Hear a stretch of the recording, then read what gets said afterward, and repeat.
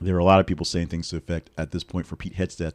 But one big damning point is words from an former official with the Pentagon who's saying that the end of days may be there now that we're seeing about what's going on in the background, and the new info on a second, or at least a different signal chat has emerged for details.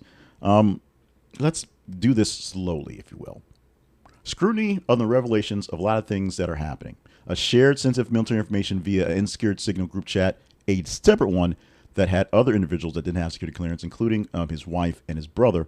Also talking about March airstrikes of the Houthis as well. So this is a whole nother deal on the signal stuff. This is something that's been reported going back and forth. A former spokesperson for the Pentagon, John Ullyot, has described the department's current state as full-blown meltdown, citing internal dysfunction and poor crisis management. Situations led to suspension of senior officials and calls from lawmakers and folks inside for his resignation. That's Hegseth.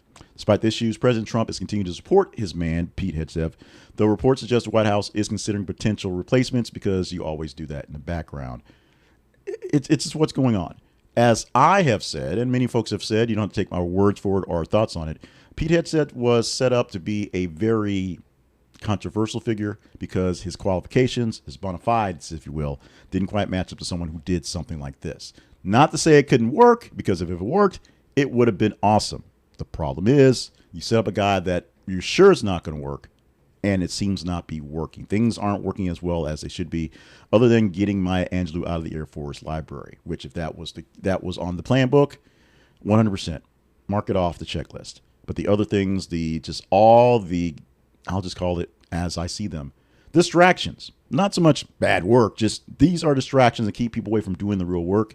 Complaining about transgenders is one thing, but actually having people who want to work for you in the military and not slashing budgets and getting rid of people who get things done is an issue.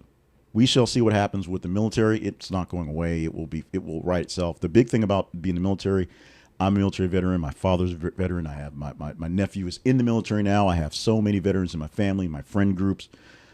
The people, the boots on the ground, the guys running the show, the guys driving the tanks and flying the planes and doing so whatever, they give an oath because they love this nation, and they won't let anything go wrong with it. They won't fall in line with a dictator. We hope.